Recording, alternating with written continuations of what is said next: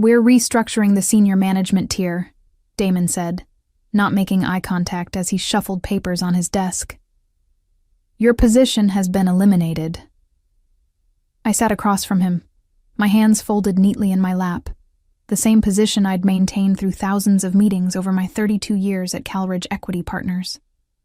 The heavy oak desk between us had been there since before my time. Damon had only been sitting behind it for 6 weeks. I see, I replied, my voice steady despite the hammering in my chest. May I ask about the timing? I'm scheduled to retire in less than 8 weeks. He finally looked up, his expression a practiced blend of regret and determination that didn't reach his eyes. At 38, Damon Shore was exactly the kind of CEO the board thought they needed. Young, aggressive, from one of those Silicon Valley firms that had been making headlines.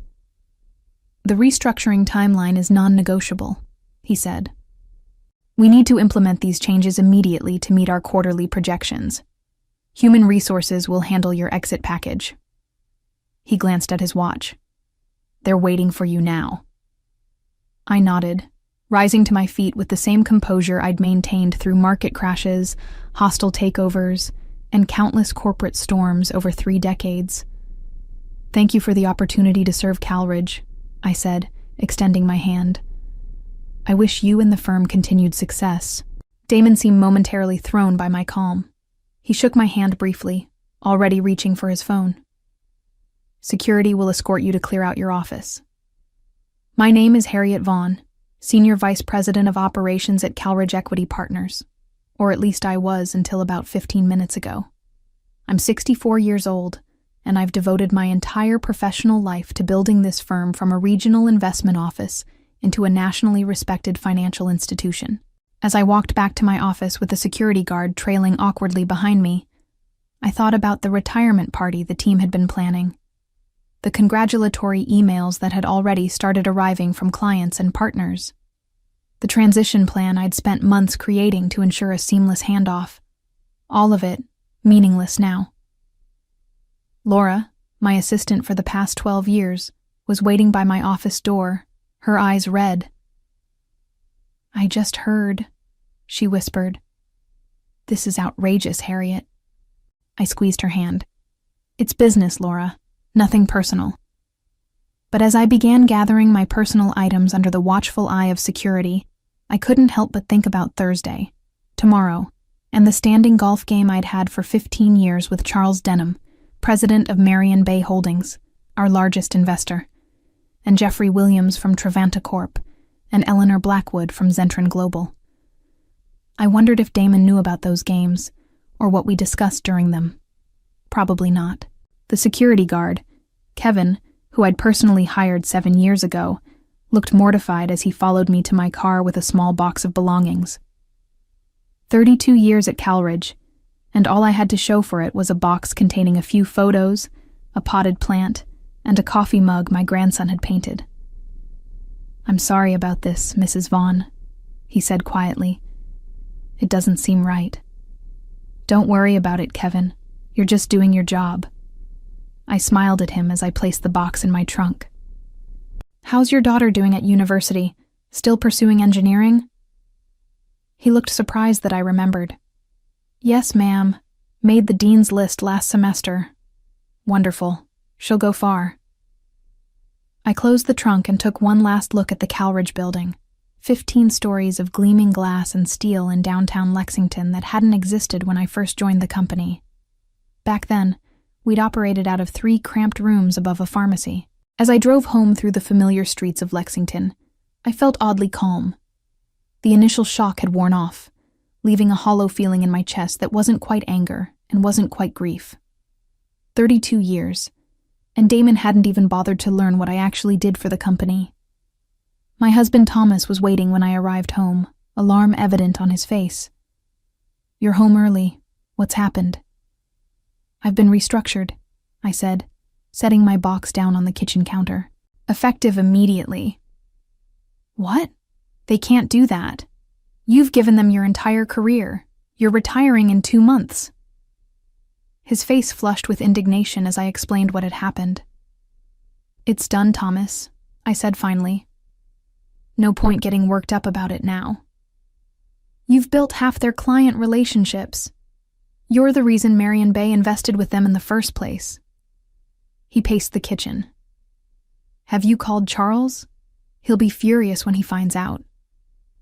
I shook my head. I haven't called anyone yet. I checked my watch. But I do need to change. I've still got dinner with Eleanor tonight. Thomas stopped his pacing. Eleanor Blackwood? From Zentren? I nodded, already heading upstairs to change. Are you going to tell her? I paused on the stairs. I'm not going to hide it, but I'm not going to complain either. That had always been my approach throughout my career. I didn't raise my voice. I didn't make threats. I simply did my job with integrity and let my work speak for itself. It had served me well for over 3 decades, in a male-dominated industry where women of my generation were expected to serve coffee, not manage million-dollar portfolios. As I changed for dinner, I thought about my team, the people I'd mentored, promoted, and grown with over the years. I wondered what would happen to them under Damon's leadership. I wondered what would happen to the firm. Eleanor Blackwood was already seated when I arrived at Mercer's, the steakhouse where we'd been having our monthly dinners for nearly a decade. At 68, she remained one of the sharpest minds in investment banking, and under her leadership, Zentren Global had grown into a powerhouse that controlled over $12 billion in assets. Harriet, she said, rising to embrace me. You look troubled. What's happened? I'd intended to ease into the news, perhaps even downplay it, but Eleanor had always been perceptive. As we settled in and ordered our usual drinks, bourbon for her, gin and tonic for me, I told her about my morning. Calridge fired you? She set her glass down with a sharp click. 2 months before your retirement? That's not just poor form. It's idiotic. The new CEO wants to make his mark, I said, keeping my voice neutral. Restructuring is standard practice. There's nothing standard about removing the person who built your investor relationships 2 months before a funding round. She shook her head. Especially not when that person has a standing golf game with Charles Denham. I felt a flicker of surprise. You know about our Thursday games? Everyone knows, Harriet. The 3 of us control nearly $200 million of Calridge's investment capital. She leaned forward, lowering her voice. What they might not know is that Charles was already nervous about this new CEO. He thought Damon was too aggressive, too focused on quick returns rather than sustainable growth. I sipped my drink, saying nothing. Charles called me after your last golf game, Eleanor continued. He asked what I thought about moving some of our investments. He wasn't comfortable with the direction Damon was taking things. This was news to me. Charles had been loyally with Calridge for 18 years. If he was considering moving his funds, the situation was worse than I'd realized. And what did you tell him? I asked. I told him as long as you were there to keep things grounded, I wasn't worried. She gave me a pointed look. That was last week. The situation has clearly changed. The waiter arrived with our salads, giving me a moment to process this information. I'd known my departure would cause some waves, but I hadn't realized just how precarious Damon's position already was with our key investors. I don't want anyone making decisions based on what happened to me, I said finally. I've had a good career. I was nearly finished anyway. Eleanor studied me over the rim of her glass. Always the professional, Harriet. Always putting the firm first. She set down her drink. But answer me this. Do you think Calridge is in good hands under Damon Shore? The question hung between us, heavy with implication. For 32 years, I had been unfailingly loyal to Calridge. I had defended every decision, supported every leader, and put the firm's interests above my own time and again. But now, for the first time, I was on the outside. And from the outside, I could see clearly what I had been too close to notice before. No, I said quietly. I don't think it is. I was in my garden the next morning when my phone rang. Thomas was watching me from the kitchen window as I knelt among my roses, methodically removing the weeds that had sprouted during my long hours at the office. Gardening had always been my therapy, and today I needed it more than ever. The caller ID showed it was Jeffrey Williams from Trevanta Corp., the third member of our regular golf foursome. I brushed soil from my hands before answering. "Good morning, Jeffrey," I said, trying to keep my tone light. "If you're calling about golf today, I'm afraid I need to cancel." "I already know, Harriet," he replied, his normally jovial voice unusually somber. "Charles called me last night. We're both skipping golf today, too." I sighed, sitting back on my heels. News traveled fast in our circles. "I was going to tell you both today. I didn't want to make a fuss. Getting fired 2 months before retirement after 32 years of service deserves at least a small fuss," Jeffrey said. "Charles is livid. He's been calling board members since 5 a.m. That made me sit up straight. "Jeffrey, please tell Charles not to do anything rash on my account. These things happen in business. Companies restructure." "This isn't about you, Harriet." "Not entirely."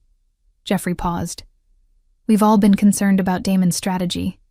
His presentation last month about moving away from relationship-based investments into more algorithm-driven decisions raised red flags. Your firing just confirms our fears about his judgment." My phone beeped with another incoming call. This one from Charles himself.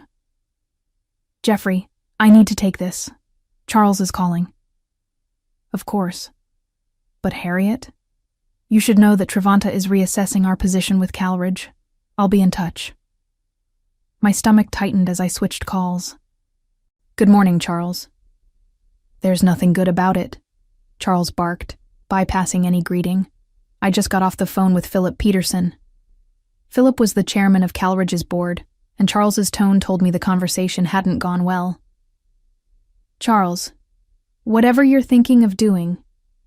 "It's done, Harriet.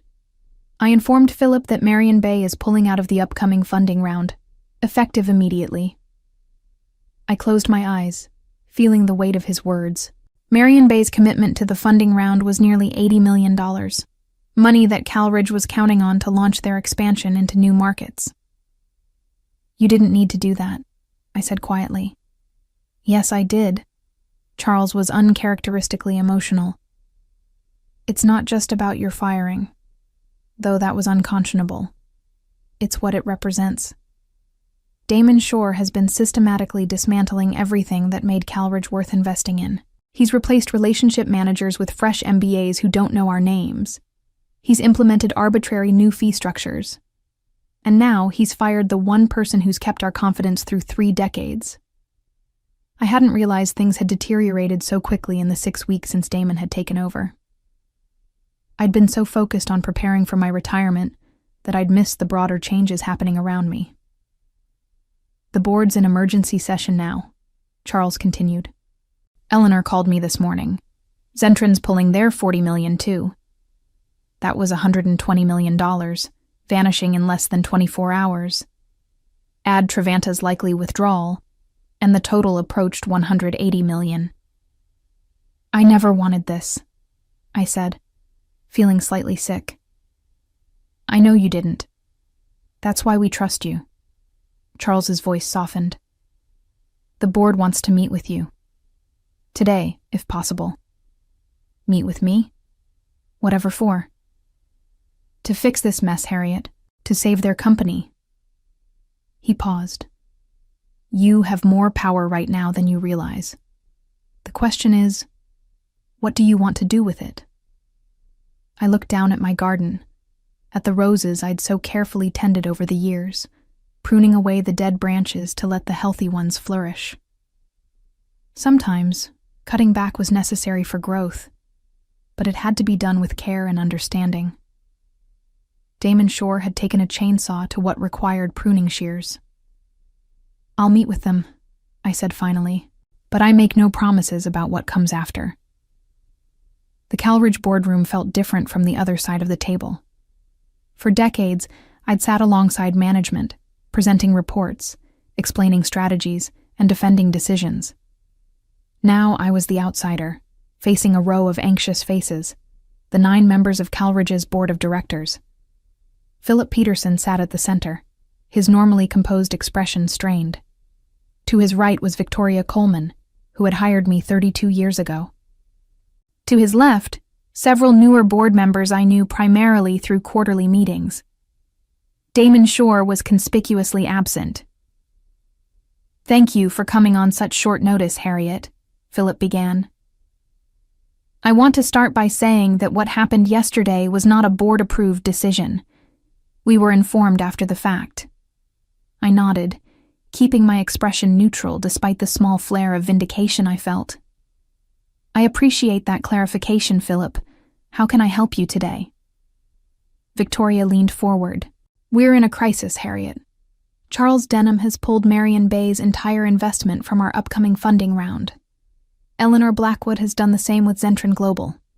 Jeffrey Williams is meeting with Trevanta's board this afternoon, but we expect the same result." "I've heard," I said simply. "In total, we're looking at a shortfall of $180 million, Philip continued. "Without that funding, our expansion plans collapse. We'll need to cut departments. Projects will be canceled. People will lose jobs." "People already have," I pointed out quietly. An uncomfortable silence fell over the room. "We made a mistake," Victoria said finally. "We were so focused on bringing in new blood, on modernizing, that we forgot what makes Calridge work, the relationships that you and others have built over decades." Philip nodded. "Damon Shore has been placed on administrative leave pending review, effective immediately." This surprised me. Moving this quickly against a CEO they'd hired only 6 weeks ago was unprecedented. The situation was even more dire than I'd realized. "What exactly do you want from me?" I asked. Victoria and Philip exchanged glances. "We'd like you to reach out to Charles, Eleanor, and Jeffrey," Philip said, "to see if they would reconsider their positions if certain changes were made at Calridge." "What changes?" "A reversal of Damon's restructuring, for one," Victoria said. "Reinstatement of the senior relationship managers he let go. A formal apology to you, with full benefits through your originally planned retirement date, plus appropriate compensation for the distress caused." I considered this. It was a generous offer, more than generous. But something still felt off. "And who would lead Calridge while you search for a new CEO?" I asked. Another uncomfortable silence. "We were hoping," Philip said carefully, "that you might consider staying on. Not as CEO necessarily, but in an executive role that would reassure our investors during the transition." I sat back, genuinely surprised. I was transitioning out. I was ready to retire. "We know." Victoria's voice was gentle. "And we would understand completely if you declined. But Harriet, there's no one else our investors trust the way they trust you." I thought about my team, the people who had been left rudderless by Damon's hasty restructuring. I thought about the projects that would collapse without the funding round. I thought about Laura, who had cried when security walked me out. But I also thought about my garden, about the travel plans Thomas and I had made, about the 32 years I had already given to Calridge. "I need time to think," I said finally. "And I need to speak with Charles, Eleanor, and Jeffrey first. Not as your emissary, but as someone who cares about them and their investments. I need to understand exactly what their concerns are beyond my situation." "Of course," Philip said quickly. "Take whatever time you need." As I stood to leave, Victoria followed me to the door. "For what it's worth, Harriet, I fought against your dismissal when I heard. We all did, but by then, it was already done." I studied her face, lined now with age and worry, but still the same woman who had taken a chance on me all those years ago. "I believe you," I said. "But good intentions don't undo damage once it's done. You all approved hiring Damon. You gave him the authority to make these changes. The consequences of that decision don't disappear with an apology." As I walked out of the Calridge building for the second time in 24 hours, I realized I felt something I hadn't felt in a long time. Free. Charles, Eleanor, and Jeffrey agreed to meet me at my home that evening. It felt strange to host them in my living room rather than on the golf course or in a restaurant, but there was something appropriate about the setting. This was personal now. "I don't care what they offered you," Charles said bluntly after I'd explained the board's proposal. "I'm not putting another cent into Calridge with Damon Shore at the helm." "They've put him on administrative leave," I reminded him. "He's essentially fired." "Administrative leave can end," Eleanor pointed out. "Unless there's a permanent change in leadership, I can't justify recommending Zentren reinvest either." Jeffrey nodded in agreement. The board enabled his decisions. They might do the same with the next CEO they hire. I served coffee as we talked, feeling oddly like a mediator rather than a participant. "The board is asking me to stay on in an executive role during the transition," I said, "to help rebuild investor confidence." All three looked at me with surprise. "Would you consider it?" Jeffrey asked. I sighed. "I don't know. I was ready to retire. Thomas and I have plans." "Plans can be delayed," Charles said, then caught himself. "Though you certainly don't owe Calridge anything after how they treated you." "It's not about what I owe Calridge," I said slowly. "It's about the people who work there, the projects that will collapse without this funding, the clients who depend on our services." Eleanor watched me with knowing eyes. "You've always put others first, Harriet. But maybe this time you should put yourself first." "What do you mean?" She set down her coffee cup deliberately. If you were to consider staying, it should be on your terms. Not as a figurehead to reassure investors while they find another young hotshot to replace Damon, but in a real position of authority." Charles's eyes lit up. "Eleanor's right. If they want you back, they should make you CEO." "CEO?" I nearly choked on my coffee. "That's not what I—" "It's exactly what they need," Jeffrey cut in. "Someone who understands that investment isn't just about algorithms and quick profits. Someone who values relationships and long-term growth." "Someone like you," Eleanor finished. I sat back, genuinely stunned. "I'm 64 years old. I was planning to retire." "Age brings wisdom," Charles said, something sorely lacking in their recent decisions. As my three friends continued to build their case, I found myself thinking about what a Calridge under my leadership might look like. The changes I would make, the culture I would restore, the innovations I would keep from Damon's brief tenure while discarding the harmful elements. It was an intoxicating vision. "I don't know," I said again, but with less certainty. Eleanor reached over and took my hand. "Just promise us you won't sell yourself short.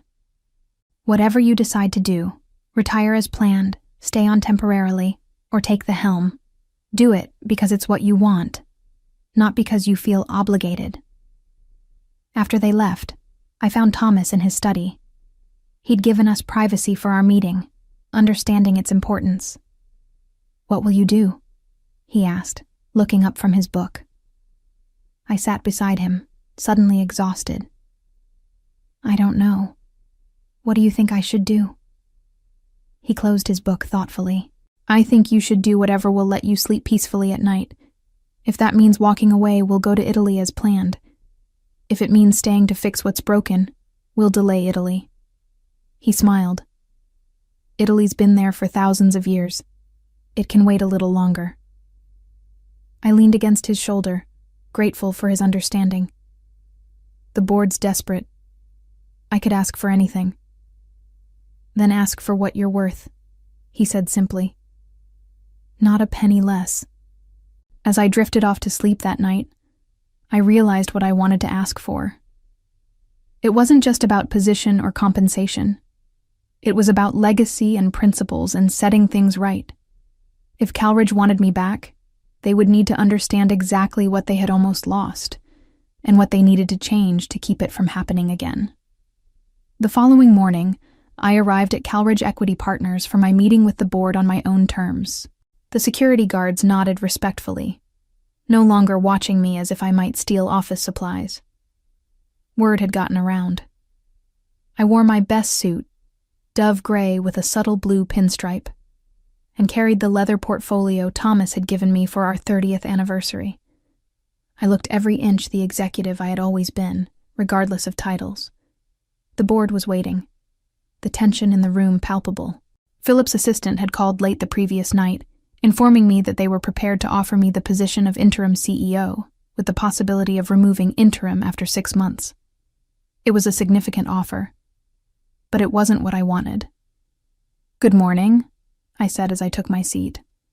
All 9 board members responded with a chorus of greetings, their eagerness almost palpable. "Harriet, we've considered your value to this company very carefully," Philip began. "We'd like to offer you the position of interim CEO, with a review in 6 months for a permanent appointment. Full executive compensation, of course." I nodded, taking a moment before responding. "I appreciate the offer, Philip, but I have a counter-proposal." I opened my portfolio and slid a document across the table, a single sheet of paper outlining my terms. Philip and Victoria leaned forward to read it together, their expressions shifting from hopeful to surprised. "You don't want to be CEO," Victoria said, looking up. "No," I confirmed. "I want to be Chief Relationship Officer, a new C-suite position with full board voting rights and authority over all client-facing operations." "And you want this position created permanently in the company charter," Philip added, still reading. "Not just for you, but as an ongoing role." "Yes. The position would prioritize relationship building and maintenance over short-term profits, a balance to the more aggressive growth strategies." "And in return?" Victoria asked, though the answer was already on the page. "In return, I will personally reach out to Charles, Eleanor, and Jeffrey, as well as our other major investors, and ask them to reinstate their funding commitments. I will also agree to stay for 1 year, long enough to establish the position and train my successor." The board members exchanged glances, a silent conversation happening across the table. "And Damon?" Philip asked finally. "That's for the board to decide," I said. "But I would recommend finding him a role that utilizes his strengths without giving him unrestricted authority over client relationships." 3 days later, I stood at the podium in Cowridge's largest conference room, addressing a packed audience of employees, board members, and, most importantly, investors. Charles, Eleanor, and Jeffrey sat in the front row alongside representatives from a dozen other investment firms. "Change is inevitable in any organization," I said, my voice steady and clear. "But how we manage that change determines whether we grow stronger or lose what makes us special." I outlined the new vision for Calridge, a hybrid approach that embraced technological innovation while preserving the human relationships that had built our reputation. I introduced the new position of Chief Relationship Officer and explained its role in ensuring that future decisions balanced growth with stability. "I'm pleased to announce that our funding round has been fully reinstated," I continued, to audible sighs of relief from the staff. "In fact, it has been oversubscribed by an additional $20 million, a testament to our investors' renewed confidence."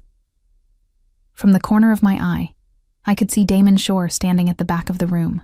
As promised, the board had found a role that suited his talents: head of innovation strategy, reporting directly to the board rather than having autonomous authority. His expression was unreadable, but he nodded slightly when our eyes met. He was young. He would learn.